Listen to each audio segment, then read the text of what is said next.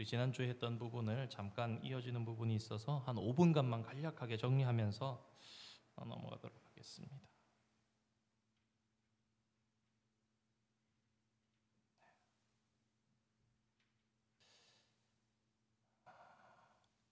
자, 우리가 지난번에 성경의 처음 부분 그러면서 창세기 1장에서 11장까지의 내용을 다루었었습니다. 그래서 우리는 믿는다, 그리고 우리는 믿지, 부인한다, 믿지 않는다라는 것을 보면서 창세기 1장 안에는 어떠한 진리들이 들어있는가 그러면서 이 창세기 1장이 참 중요하다 그런 말씀을 드렸었습니다. 그러면서 창세기 1장의 선포, 선언 그런 것들이 있다 말씀을 드리면서 그 여러 가지 것 중에 우리가 몇 가지 대략 한 10가지로 이렇게 살펴봤었는데 다 살펴보지는 않고 잠시 한번 정리해 본다면 하나님은 오직 한 분이시다. 하나님은 남자나 여자가 아니시고 하나님은 무성이시다. 그 하나님께서는 말씀으로 창조하셨다. 이런 것들부터 해서 우리들이 여러 가지 것들을 살펴보았습니다. 그리고 우리가 중요하게 생각했던 것 중에 하나는 사람들에게 창조된 것을 올바르게 사용하도록 명령을 하셨다는 것이죠. 그리고 그것을 소유하라고 주신 것은 아니라는 말씀을 드렸습니다. 사실 오늘날 저희들이 차를 사고 땅을 사고 집을 사고 이렇게 살아가지만 사실 하나님 원하시는 부분이 아니라는 것을 또한 알게 됩니다. 그래서 우리가 두 번째 그림을 보면서 하나님께서 특별히 이 세상을 향해서 주의하라고 표시를 붙여두셨다는 것을, 마치 우리가 아울렛에 가거나 상점에 가면은 옷에도 물건에도 택이 붙어 있는 것처럼 택을 딱 붙여가지고 도장을 딱 찍어 놓았죠. 주식회사 어디 이런 것처럼 하나님을 표시하는 하나님의 인에 대해서 이렇게 표시가 되어 있는 이런 모습을 우리들이 보게 되지요. 하나님께서 하나님의 이름으로, 창조주 하나님, 소유권자 하나님의 이름으로 찍어두시고 나의 소유물이다. 조심하여, 주의하여 사용하라. 조심해서 사용하라. 그래서 우리가 삶의 전반에 대해서 여러 가지 것들을 어떻게 사용해야 하는가 그런 생각을 해보았고, 마찬가지로 사람도 무엇이냐, 나의 소유물인데 책임 있게 보살피고 사용하라 라고 특별하게 부탁하셨던 그런 모습에 대해서 생각해 보았습니다. 그러면서 참 이 소유권이 회복된다면 얼마나 은혜로운 세상이 될 것인가 그런 생각들을 한번 해보면서 초대교회의 모습에 대해서 한번 말씀드렸던 기억이 납니다. 말씀을 이렇게 준비하다 보니까 성령님을 체험하게 되니까 소유권에 대한 하나님의 것이구나 라는 것이 회복이 되니까 유무상통, 어느 사람도 그거 내 것입니다 라고 얘기하는 사람이 없이 모든 물건을 같이 사용하는. 그래서 오늘 저녁에 이제 말씀을 이렇게 리뷰를 해보면서 그런 생각을 해봤어요. 우리 교회가 만약에 지금보다 더 마음이 성령 하나님 안에서 누구도 내 것이라고 주장하는 것들이 없어지면서 같이 사용한다면 얼마나 아름답고 더 유익해질까 그런 생각들을 해보면서 정말 하나님을 향한 우리 인간을 향한 하나님의 계획은 우리의 삶의 모습은 더욱더 아름답고 더욱더 훨씬 더 윤택하게 살 수 있는 것이겠구나 그런 생각을 한번 해보았습니다. 우리 삶이 진짜 소유권 문제만 해결해도 정말 많이 달라지는 그런 부분이죠. 자, 우리는 정말 하나님의 봉사를 위한 도구라는 걸 잊지 말아야 되겠고요. 그 다음에 살펴봤던 게 뭐냐? 원래 하나님의 계획은 무엇인가? 하나님의 원래 계획, 원래 만드신 무대를 펼치셨잖아요. 지구를 딱 올려놓으시고 그 스테이지 위에 무대를 딱 펼쳐놓으시고 여기에는 관객이 없는 거예요. 아마 그림이 기억나실 겁니다. 다 비어있는 그 관객. 왜?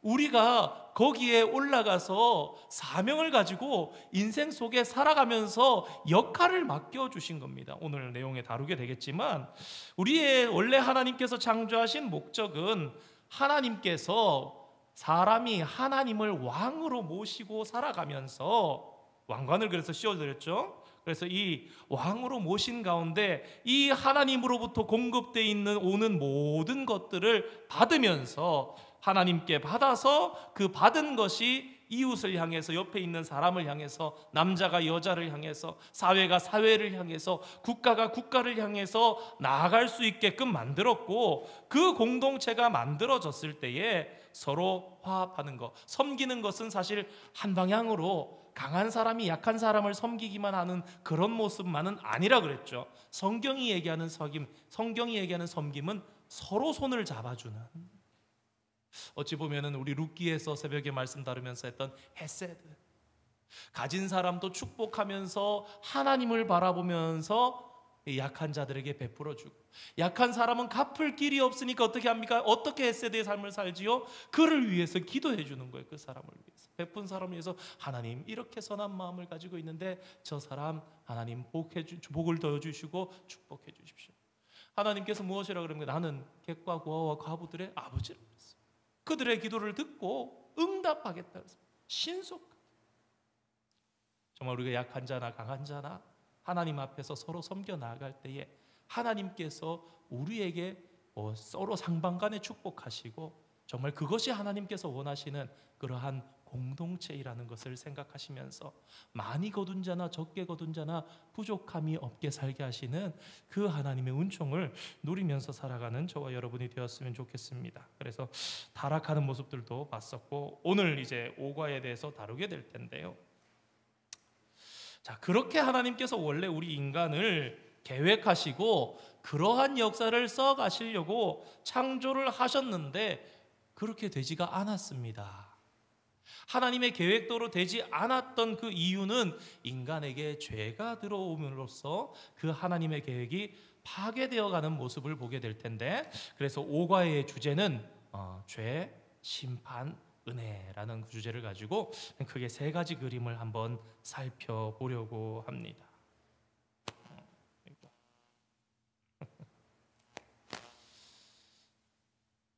자,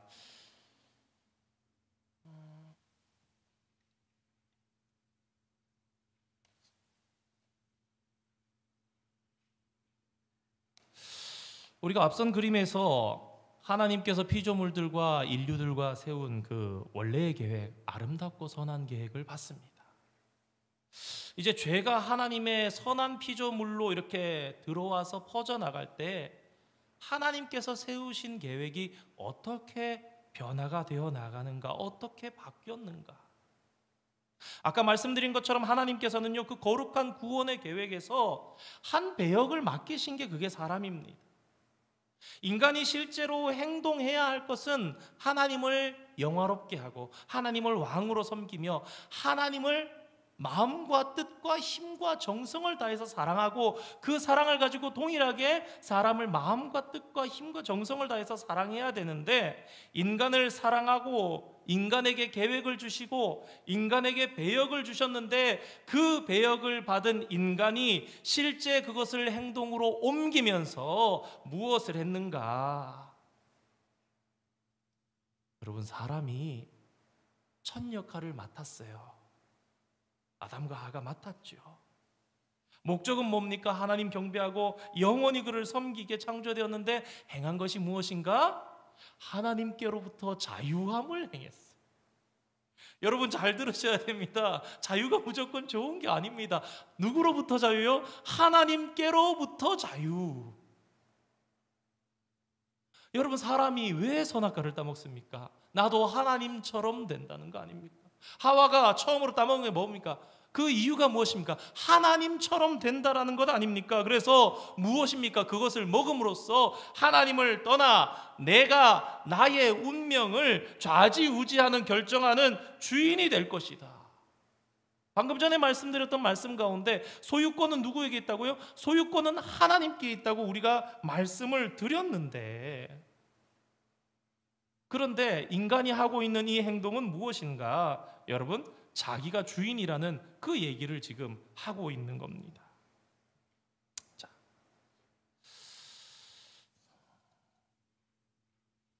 사람이 선악과를 따먹고 나면요, 하나님께로부터 자유로워서 좋을 줄 알았습니다.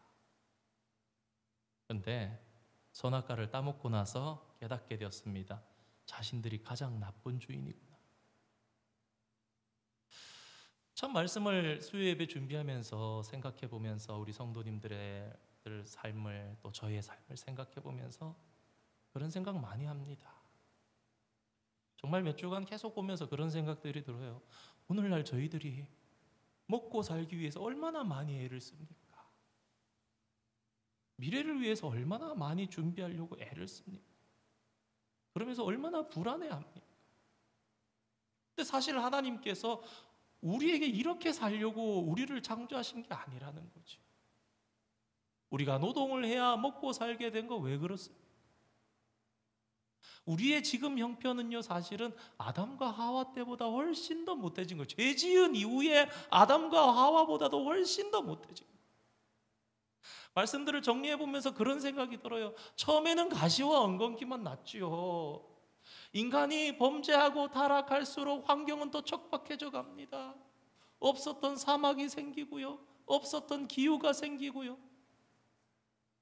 그러한 삶 속에 저와 여러분이 살아가면서 보는 식물들, 이런 모든 것들은 아픔들을 가지고 있고 더 뾰족뾰족한 것들을 나타내고 있고 그 가운데 사는 삶은 더욱더 척박해져 갑니다. 오늘날 저와 여러분의 삶이 과연 아담의 때보다, 과연 노아의 때보다 더 나은가?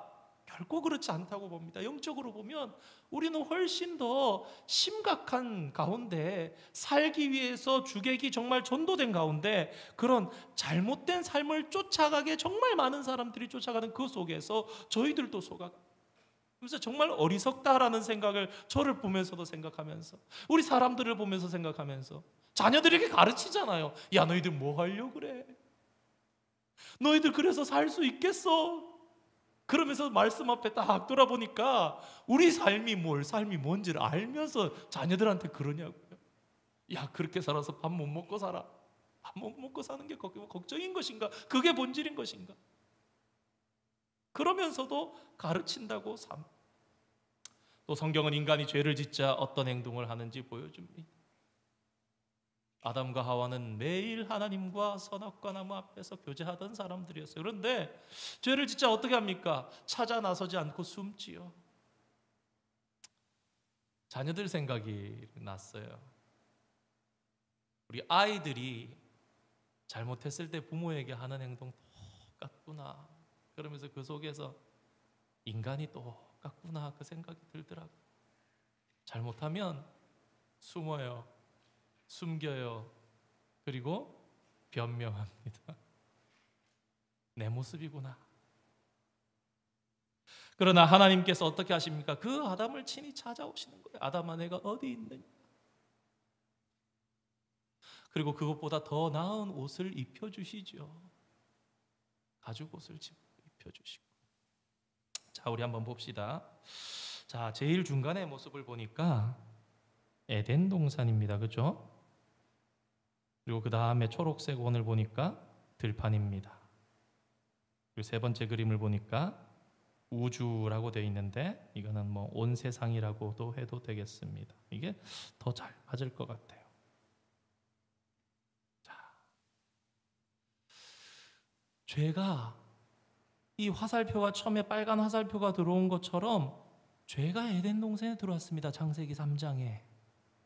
그래서 한번 탕 튀겨졌어요.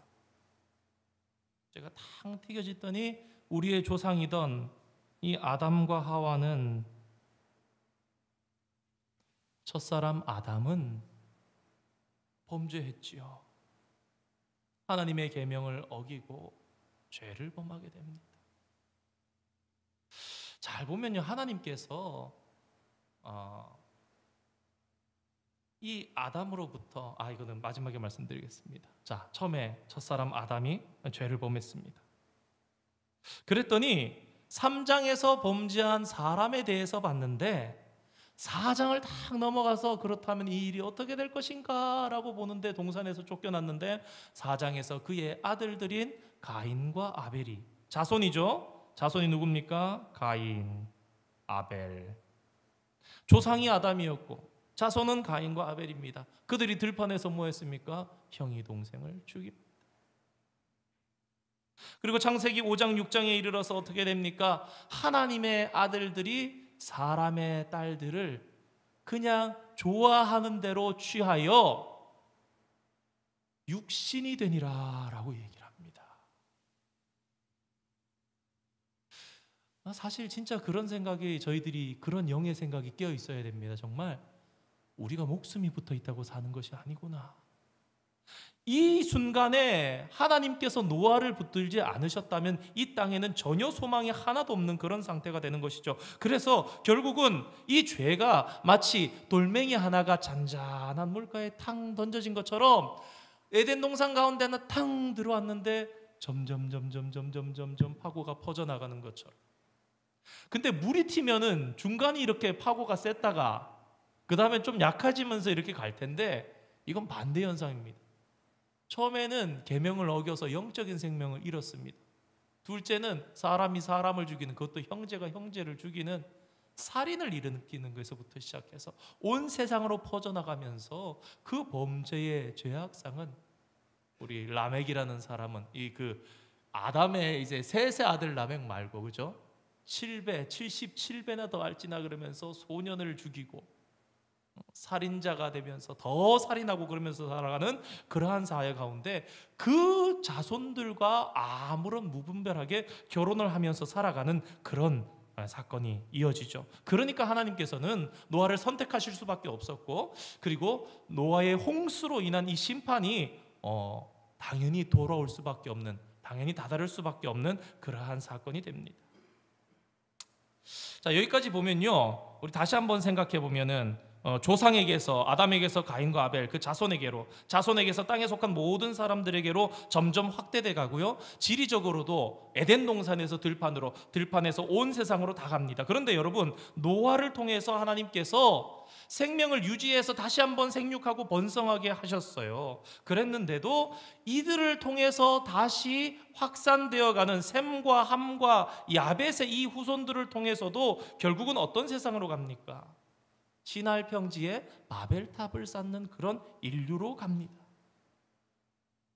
여러분, 이거요, 여러분, 노아의 홍수 이후에 이 바벨탑 지은 사건까지 얼마나 될 것 같습니까? 노아의 홍수가 있었으니까 이때 당시의 사람들은요, 셈과 함과 야벳도 오래 살았고 그 뒤에 한 400살 때를 살았던 사람들 때입니다. 여러분, 이 사람들이 시날 평지에서 이 바벨탑, 여러분 이거 성경을 잘 읽어보면 알 수 있을까요, 없을까요? 곰곰이 생각해 보니까 언제 바벨탑 사건이 일어났는지 알 수 있더라고요. 여러분, 셈이요, 노아의 홍수 2년 이후에 아르박삿을 낳습니다. 그래서 그 대가 이어가면서 벨렉까지 나가는데, 창세기 10장 25절에 보면은 벨렉 때의 세상이 나뉘었다라고 하는데, 이게 사실은 바벨탑 사건이에요. 그 바벨탑 사건을 따져서 창세기 11장에 나오는 이 아브라함에게 이르기까지 오는 그 족보를 보면, 이제 아담에서부터 이어져서 쭉쭉 내려오면서 이 족보가 그 셈으로부터 몇 살에 누구 낳고 몇 살에 아들 낳고 이렇게 내려오는데요, 다 30살, 34살, 35살에 자식을 낳습니다. 그러면 결과적으로 이 벨렉의 때까지 오는 게 몇 년 정도 되냐면요, 짧으면 100년, 길어야 130년입니다. 여러분, 그러니까요, 노아의 홍수 사건으로 전 세계가 물로 심판을 받은 다음에 이 노아와 셈과 함과 야벳을 통해서 번성해 나갔던 그 민족이 100년에서 130년 사이에 지은 사건이 이 바벨탑 사건이에요. 여러분, 이 사람들이 바벨탑을 지었다라는 것이 무엇을 알려줍니까? 하나님께서 내가 다시는 물로 세상을 심판하지 아니하리라, 이런 심판은 내가 다시는 하지 않겠다 그러면서 무지개를 주시면서 약속하셨던 그 약속에 대해서 이들이 믿었다라는 것입니까? 믿지 않았다는 겁니까? 안 믿었다는 겁니다.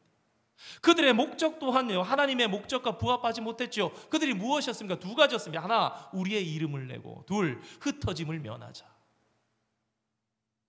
하나님께서 소유권을 주지 않으셨어요. 그래서 내게 아니에요. 근데 그들이 시날 평지에 이르러서 단단한 돌과 그 다음에 이 석청을 발견해서 벽돌과 석청을 가지고 만들기 시작한 게 우리의 이름 내자, 하나님 이름 말고. 그리고 우리가 흩어짐을 면하자. 하나님 뭐라 그러셨는데? 생육하고 번성하여 땅에 충만하라 그랬는데, 하나님께서 괜히 언어를 흩으신 것이 아닙니다.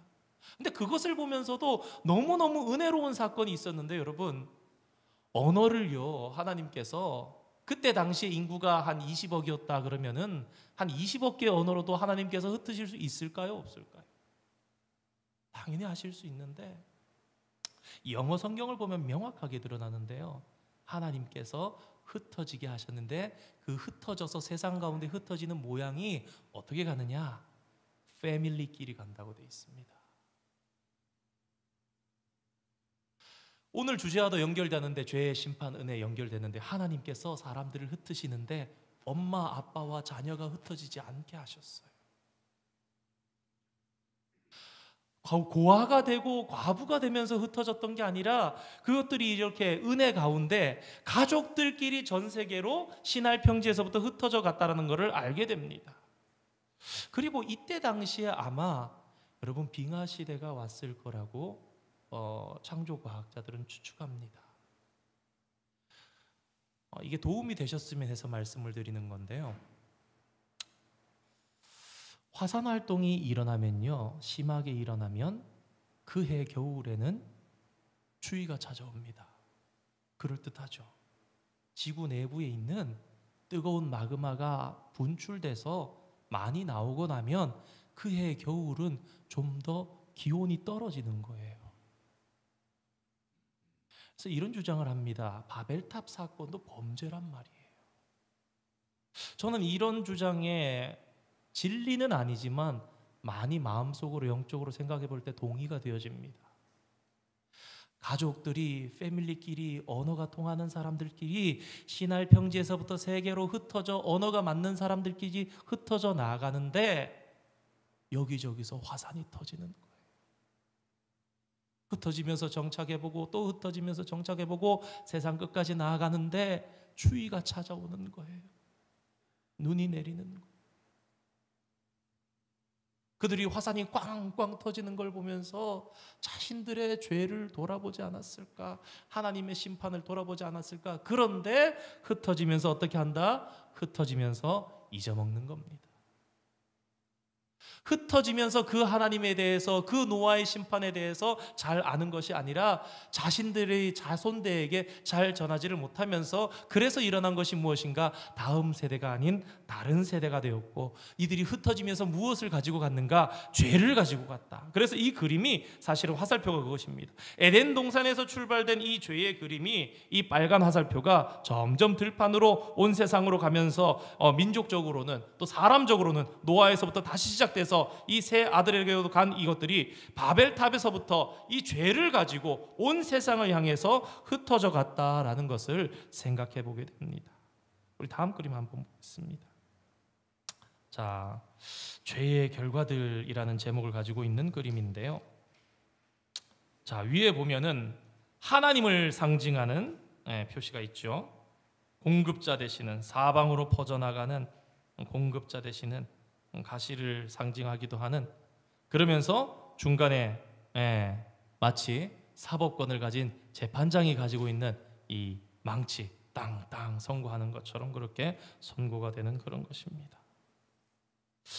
그리고 이렇게 보니까 지구예요. 아무리 봐도 지구가 맞는데 뭔가 특이하죠. 오른쪽 옆쪽으로 보면 번개가 치듯이 꽉꽉꽉 하면서 이렇게 탁 칩니다. 그러면서 우리가 지금까지 배웠었던 그림이 또 하나 이렇게 나오죠. 동그라미가 이렇게 돌아서 이렇게 가는 거.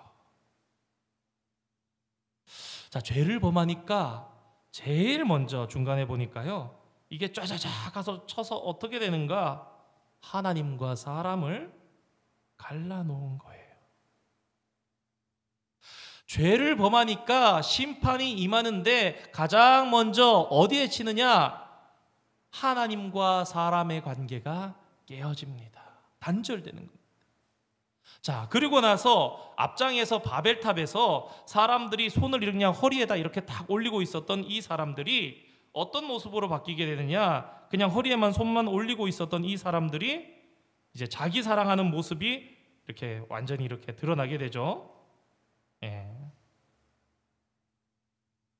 지구가 박살이 났습니다. 첫 번째로 하나님과 사람이 깨어졌어요. 그게 조상이었던 아담과 하와의 죄라고 본다면, 둘째는 뭐가 깨어졌을까요? 남자와 여자가 깨어지죠. 아담과 하와가. 그 다음에 뭐가 깨질까요? 형제와 형제가, 가인과 아벨이. 그 다음에 뭐가 깨질까요? 하늘에 속한 사람하고 땅에 속한 사람이 깨지겠죠. 그 다음에 뭘까요? 국가와 국가가 바벨탑에서.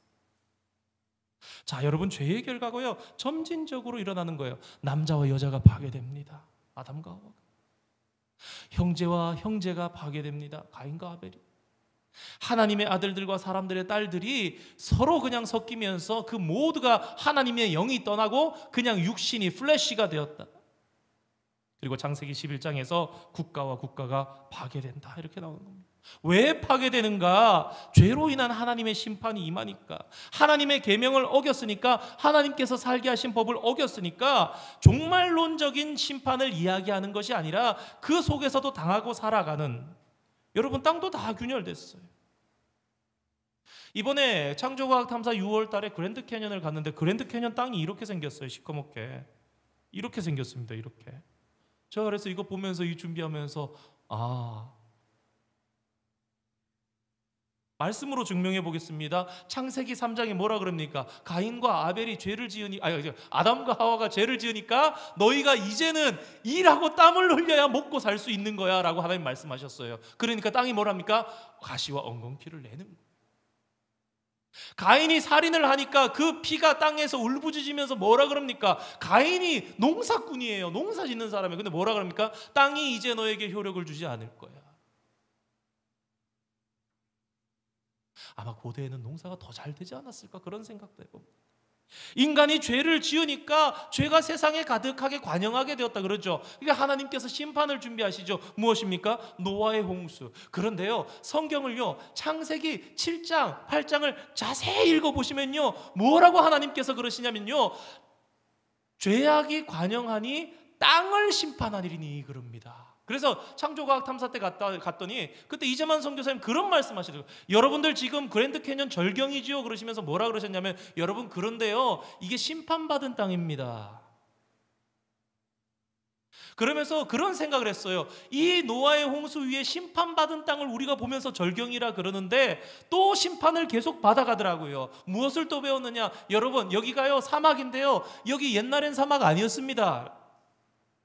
노아의 홍수 끝나자마자 사막이 생겼던 게 아니에요. 그 뒤에 바벨탑 짓고 헤어지면서 빙하 시대에 맞으면서 자연들이 점점 더 파괴되어 가면서 점점 더, 오늘날도 그러지요, 사막이 점점 넓어져 간다. 저 3분의 1을 담당하고 있는 저기 허파인 아마존 밀림이 자꾸 사라져 가고 있다. 여러분, 이 모든 것이 궁극적인 문제는 죄와 연결되어 있다는 것을 우리가 영적으로 알고 느낄 수 있는 사람이 되어야 합니다. 창세기 11장에 그래서 많은 화산 활동을 해서 계속 이어서 점진적으로 자연 파괴의 원인이 무엇인가? 죄 때문입니다. 인간에게 죄가 들어왔기 때문에. 여러분, 우리 오늘날도 마찬가지. 그래서 로마서 말씀처럼 피조물이 고대하는 바는 하나님의 아들들이 나타나는 것이다. 우리가 하나님의 역할, 하나님의 사명을 제대로 발견하게 되면, 그렇게 사람이 사는 것으로 살게 되면 자연이 회복될 줄 우리는 믿고 그렇게 나갈 수 있어요. 하나님께서 그래서 뭐라 그런가? 야, 떡으로 사는 거 아니야, 말씀으로 사는 거. 하나님의 백성들이 회복돼야 돼. 그래서 어떤 목사님 그러시더라고요. 환경주일 같은 거 하는 거 좋은데, 그러면서 어떤 성도님께 물어보는 거예요. 성도님 교회는 어떻게 환경주일 지킵니까? 그랬더니 저희는 이렇게 안 지킵니다, 이런 하여튼 그러는데, 그런 얘기를 하는 거예요.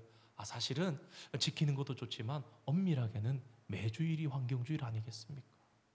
그냥 잠깐 지나가는 말이었지만 굉장히 도전이 되고 마땅하다는 생각이 들었어요. 지혜롭기도 하시죠. 지킨다 그런 건 누구는 또 잘한다고 자기들 자부심 가질 거고, 안 지킨다 그러면 우리 교회는 뭐 이렇게 근본이 없나 그렇게 생각할 텐데, 그러지 않으시고 잘하시네요. 그런데 엄밀하게는 안 지키는 게 더 훌륭할 수도 있다.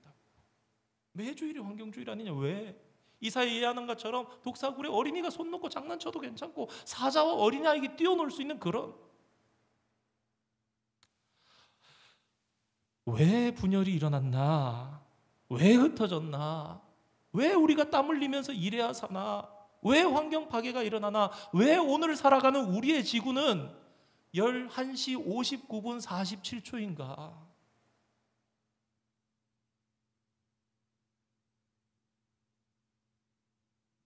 정말 하나님의 백성들이 제대로 서서 살아가지 않는 이상 지구는 점점 더 못한 방향으로 나갈 거고 우리의 삶도 마찬가지일 것입니다. 모두가 죄 때문에. 그래서 죄는요 분열이고요, 죄는 흩어짐입니다. 죄가 있는 곳에는 분열이 있고요, 죄가 있는 곳에는 흩어짐이 있습니다. 그래서 그런 말씀 나눴습니다. 우리 어떤 공동체에, 우리 예를 들어 남녀 선교회, 우리 어떤 구역 모임에 그런 일이 있어서는 안 되겠지만, 만약에 그 모임이 흩어진다, 그 모임이 분열이 일어난다, 그 원인은 정말 그 근본 원인은 죄 때문입니다. 성도님께 그런 말씀 한번 권면드린 적이 있습니다. 우리가 예수를 믿고 산다는 건 예수님의 영으로 사는 것인데, 정말 참교회가 예수의 영으로 사는 성도들로 모여서 살아간다면 마땅히 하나 되며 살아야 되지 않겠습니까? 어찌 그 안에 나누어지고 분열이 있을 수 있겠습니까? 그러나 더 중요한 건 거기서 하나 더, 그 사람이 미운 것이 아니라 그런 우리의 틈을 타서 교회를 나누고 성도 사이를 나누고 분열시키는 그 악한 영을 바라볼 수 있고, 그것에 대적하면서 기도할 수 있고 깨어있을 수 있는 그것이 훨씬 더 중요하다는 것을 우리는 생각할 수 있어야 되겠습니다. 마지막 그림 한번 보겠습니다. 자, 사실은요 창세기 1장에서부터 11장까지는 하나의 흐름으로 이해가 될 수 있어야 됩니다. 가장 중요한 사건을 내다보면서 전개되고 있기 때문입니다. 엄밀하게 보면 그래서 창세기는요 4토막으로 나눌 수 있습니다. 1장에서부터 11장까지는요. 그리고 각각 반복적인 3개의 주제를 가지고 있는 거예요. 죄, 심판, 은혜. 첫 번째 사건에서도 죄, 심판, 은혜. 두 번째 사건에서도 죄, 심판, 은혜. 세 번째 사건에서도 죄, 심판, 은혜. 네 번째 사건에서도 죄, 심판, 은혜. 그래서 오늘 제목이 죄, 심판, 은혜로 가고 있습니다. 하나님께서 처음에 창조하신 이 세상은요, 선하신 하나님께서 창조하셔서 그 세상은 참 좋았습니다. 참 좋았습니다. 선하신 하나님께서 창조하신 세상은 참 좋았습니다. 그런데 2, 3장에서 타락이 일어납니다. 4장에서 살인이 일어납니다. 6장을 거치면서 7장, 8장 홍수가 일어납니다. 그리고 11장에 바벨탑 사건이 일어납니다. 우리 이것들을 정리해 보면서 이렇게 생각해 볼 수 있습니다. 인간이 타락했습니다. 1장에서 하나님의 계명을 어김으로, 선악과 따먹음으로. 그래서 심판을 당했습니다. 뭐라 그랬습니까? 정령 죽으리라. 에덴 동산에서 쫓겨나. 그러나 하나님께서 은혜를 베풀어 주셨는데 어떤 은혜를 베풀어 주셨느냐? 창세기 3장 15절, 여자의 후손을 통해서.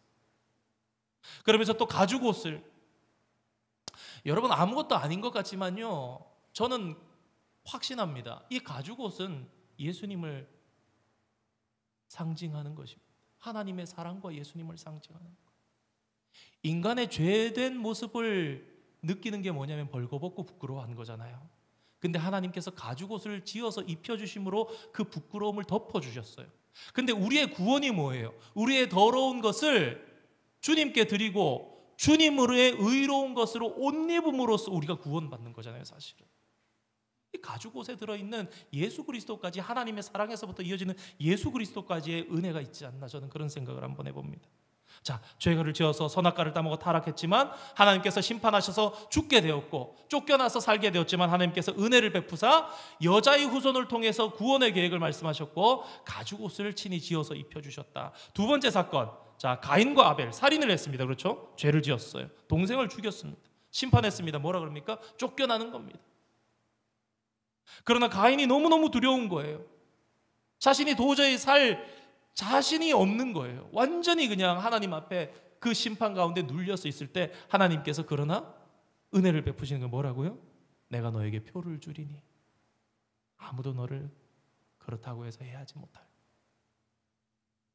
자, 우리 노아의 홍수 때 세계적으로 혼란했습니다. 모든 죄악이 관영한 그런 상황 가운데 하나님께서 심판하셨습니다. 홍수로 심판하셨죠. 그랬더니 거기에서 은혜를 베푸신 것은 무엇이었느냐? 하나님께서 노아를 선택하셨다는 겁니다. 자, 우리 네 번째 사건, 이제 바벨탑 사건입니다. 바벨탑. 자신들의 이름을 내고 자신들이 살아가려고, 하나님께서 심판하셔도 살아가려고 심판 안 하신다 그랬는데, 근데 하나님 심판하시죠. 언어를 흩으시니까 흩어져서 갑니다. 그러나 하나님께서는 은혜를 베푸시사 아브라함을 불러내십니다. 여러분, 사실은요, 이 역사는 창세기여서만 일어나는 게 아니라 계속 일어나는 일이에요.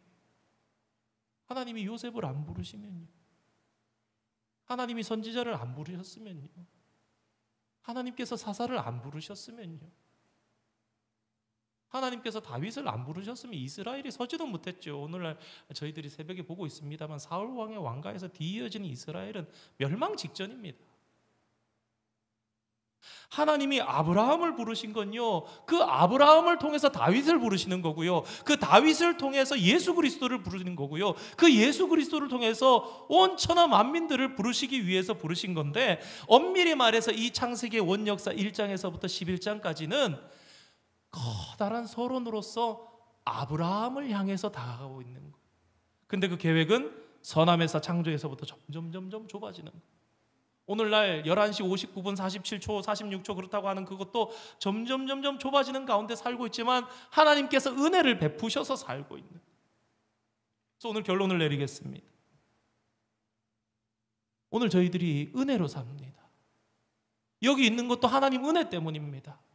그런데 우리의 모습 속에 아까도 말씀드렸지만 정말 그렇지만 면밀히 살펴보면 자기 사랑이 은근히 참 많을 때가 있어요. 여러분, 우리가 하나님을 예배하고 하나님을 사랑하는 삶은 하나님 원래 원하시는 삶이에요. 근데 우리가 자기를 위하는 삶은 어떤 삶입니까? 죄의 결과의 삶을 살아가는 거예요.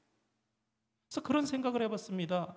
오늘 저와 여러분이 더 하나님을 알아야 되겠구나. 지금으로도 부족하구나. 하나님께서 은혜를 베푸셔서 오늘 여기 서 있는데, 로마서 5장 12절에 한 사람으로 말미암아서 온 세상의 땅에 죄가 퍼졌는데, 그러나 은혜를 베푸셔서 우리가 죄 아래 있지 않고 은혜 아래 있게 해서 오늘 저와 여러분이 예배하는데, 오늘 내가 여전히 나를 사랑하는 모습이 너무 많다. 그렇다면 좀 회개하면서 나 사랑하는 모습을 좀 내려놓고 하나님을 높이는 삶으로 나아가야 하지 않을까. 하나님을 사랑하는 모습이 너무 크신 분들은 정말 잘하시고 하나님께서 정말 사랑하시는 분들. 그런 생각을 한번 해봤어요. 제가 아는 형님 한 분이 담배를 너무너무 많이 피는 거예요. 나중에 깜짝 놀랐습니다. 청년부 같이 활동하던 저보다 한 13살 많던 형인데 한 3갑씩 폈대요, 하루에. 나중에 이제 생활하면서 군대도 가고 이러면서 3갑이면 거의 그냥 꼴초구나, 그냥 달고 살았구나라는 걸 알게 됐는데, 저랑 만나고 같이 다니고, 그 형은 이제 직장을 가지고 있으니까 차를 타고 다니고 그러면서 다녀서 놀러도 종종 가고 그랬는데, 보면은 한번 고민하면서 얘기를 하더라고요. 자기 담배 못 끊는 것 때문에. 그러면서 고민하던 삶을 이제 몇 년간 더 이어가다가 어느 순간 딱 끊었어요. 그리고 나중에 얘기를 해주더라고요. 하나님 앞에 정말 기도했대. 하나님, 제가 정말 하나님 사랑한다고 그러는데 저는 왜 담배를 못 끊습니까? 제가 진짜 사랑한다면, 하나님을 사랑한다면 그 담배를 다 끊고 하나님을 정말 사랑할 수 있어야 되는데 저는 하나님을 사랑하는 게 맞습니까? 그랬는데 어느 순간에 그 기도가 응답되었는지 담배 냄새가 딱 싫어지더래요. 순간에 그냥 딱 끊어지더래요. 그 몸부림, 제 사랑은 이 담배보다 하나님 덜 사랑하는 겁니까? 그 몸부림 가운데 하나님께서 은혜를 베풀어서 죄 아래 거하지 않게 하시고 은혜 아래 거하게 하시고. 그래서 그런 생각을 했어요. 우리도 내가 사랑하는 거 많고 나만 이해할 줄 아는 삶이 많지만 하나님 앞에 기도하면서 간구하며 나아가면 그런 죄된 내 모습을 아시는 주님께서 죄 아래 있게 하지 않으시고 진리 가운데로 나오게 하셔서 은혜 아래 거하게 하셔서 내가 더 주님을 사랑하는 자로 살아갈 수 있게 만들지 않으십니까? 그거 붙잡고 노력하고 우리의 잘못된 삶을 진리 가운데로 한 걸음 한 걸음 이끌고 나아가면서 주님 붙잡고 사는 것이 우리의 삶이 아니겠습니까? 우리 함께 찬양 하나 하면서 기도하고 마쳤으면 좋겠습니다. 오직 주의 은혜로. 오늘 말씀 생각하면서 우리가 어디에 서 있는가, 정말 우리가 주님 아래 은혜 아래 서 있어요. 그리고 은혜가 있기에 가능성이 있다는 생각을 가지고 오늘도 진리를 향해서 걸음가던 저와 여러분 되기를 원합니다. 오직 주의 은혜로, 오직 주의 은혜로 여기 서 있네. 한없는 경배, 한없는 찬양, 내 영혼 예배드리네. 나를 위해 이 땅에, 나를 위해 이 땅에 오신 주의 은혜, 십자가 고통 이기신 주님, 그 은혜 어찌 잊으리. 주네 날 채우시네, 주네 보게 하시네. 살아가는 동안 은혜로만 살리 십자가. 우리 후렴 다시 합니다. 주네 날 채우시네, 주네 날 채우시네, 주네 보게 하시네. 살아가는 동안 은혜로만 살리 십자가 은혜로. 우리 반주해 주시고요. 잠깐 기도 함께 합심해서 기도하시고 주기도문으로 마치겠습니다. 하나님이 은혜를 더해 주셔서 오늘 저와 여러분이 살아있음을 잊지 않는 저와 여러분 되기를 원합니다. 여전히 죄가 더한 곳에 있지만 그곳에 은혜 위에 은혜를 더하여 주셨기에 주님을 바라보는 저와 여러분임을 잊지 않아야 하겠습니다. 오늘 함께 간구할 때에 주님, 오늘 여전히 주님의 긍휼로 살아가는 저희들임을 기억하게 하여 주시고 하나님께서 소유하신 소유권자 되신 하나님을 기억하며 살아가는 저희들 되게 하여 주시옵소서. 그 진리 되신 주님께서 진리 가운데로 부르실 때 걸어나가게 하여 주시고 자기 사랑을 버리며 하나님께서 참 원래 계획하신 그 우리에게 주신 사명의 삶의 자리로 나아가며 떡을 위해 사는 것이 아니라 하나님의 말씀을 붙잡고 사는 자들 되게 해달라고 우리 함께 하시면서 기도하도록 하겠습니다. 거룩하신 아버지 하나님, 주님의 은혜와 사랑을 감사드립니다.